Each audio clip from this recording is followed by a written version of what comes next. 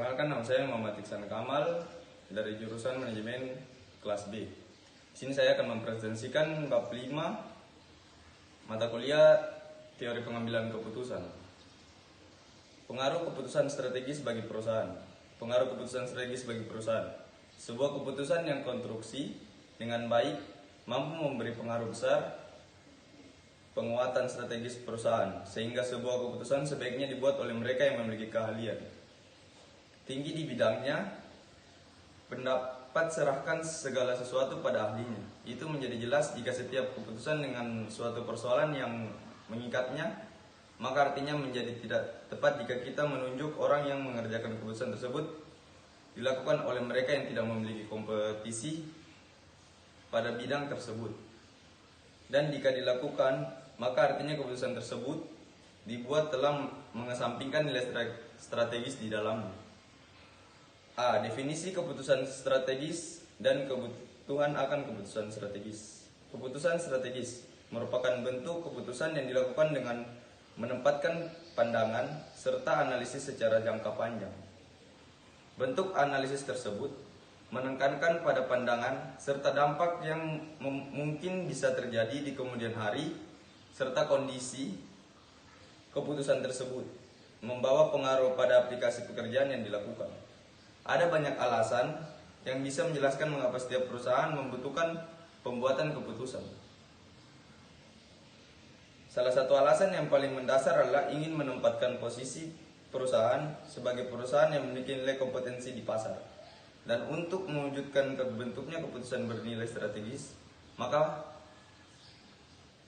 mereka yang berada di perusahaan tersebut juga memiliki kompetensi kemampuan untuk bekerja dalam konteks keputusan strategis. Karena bagaimana mungkin mewujudkan keputusan strategis jika kompetensi perusahaan sudah lemah, sehingga wajar pada saat seleksi dan pelatihan serta berbagai pembekalan lainnya ditunjukkan untuk mendukung terbentuknya penguatan pada dukungan keputusan strategis.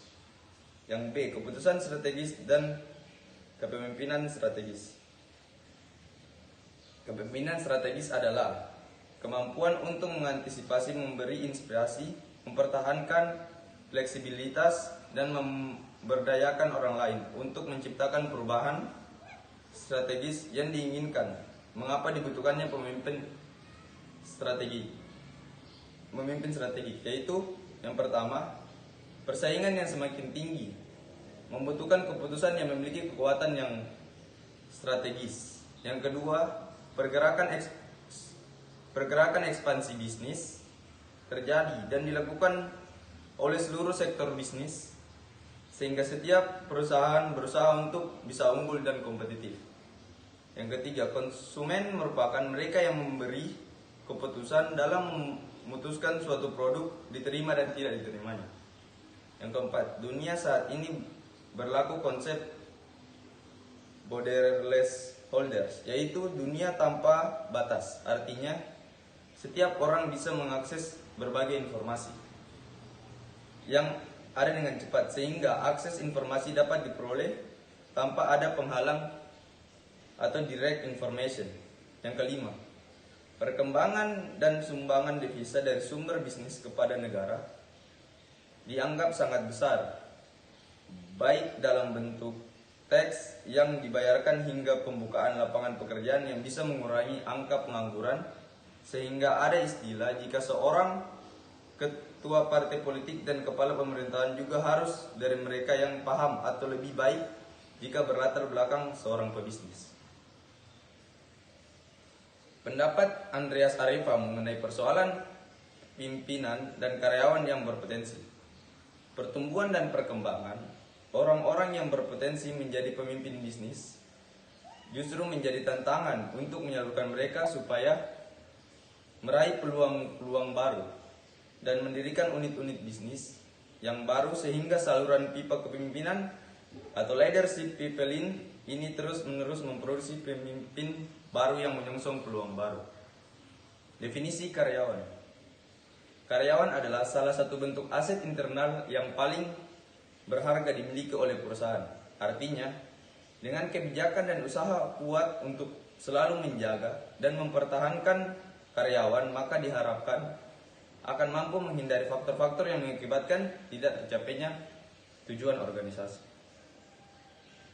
Dari pendapat di atas dapat kita tarik satu pemahaman bahwa seorang pemimpin memiliki pengaruh besar dalam mendorong peningkatan kinerja pada karyawan.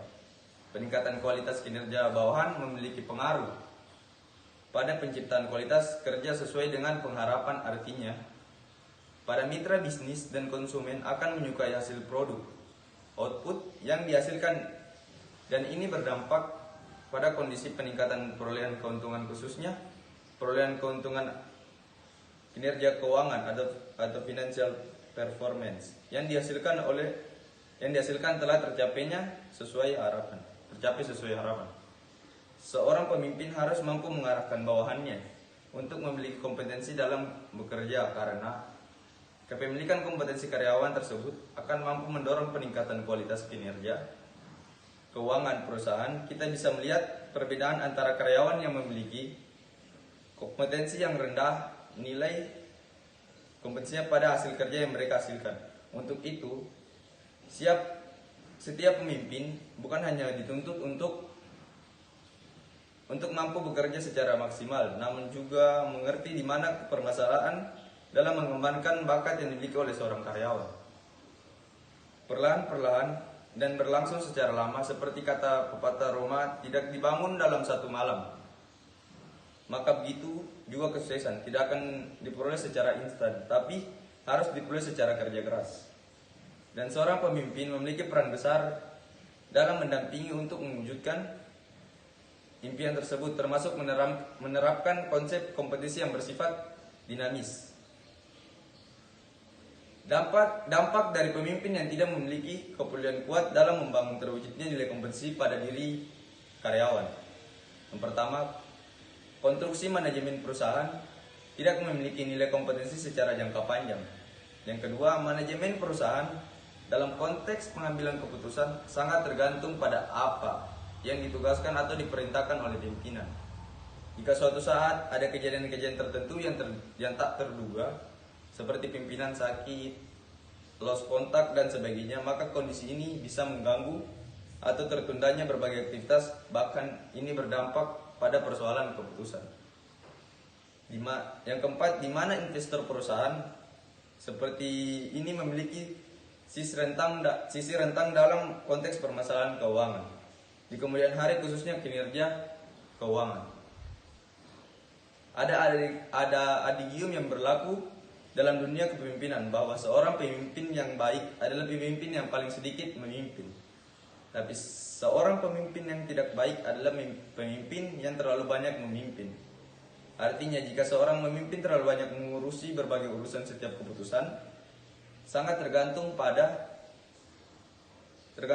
dari pemimpin tersebut, maka artinya pemimpin tersebut telah menciptakan kondisi ketergantungan yang begitu tinggi pada dirinya. Kondisi ini menyebabkan setiap ada masalah selalu harus ditanyakan pada pemimpin dan bisa menyebabkan perlambatan pengambilan keputusan.